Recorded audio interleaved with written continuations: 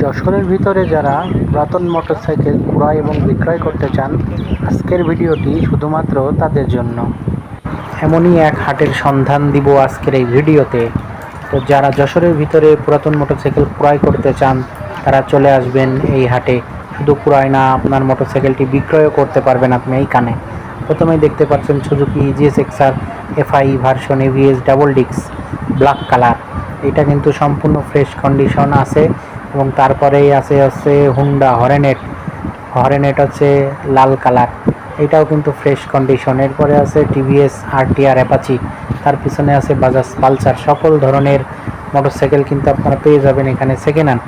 এই হাটটি প্রতি শুক্রবারে বসে এবং হাটটির লোকেশন হচ্ছে যশোর মুরলীর মোড়ে অবস্থিত। তো যারা সেকেন্ড হ্যান্ড মোটরসাইকেল ক্রয় বিক্রয় করতে চান তারা চলে আসবেন এইখানে। ভিডিওটি ভালো লাগলে লাইক করেন, ধন্যবাদ।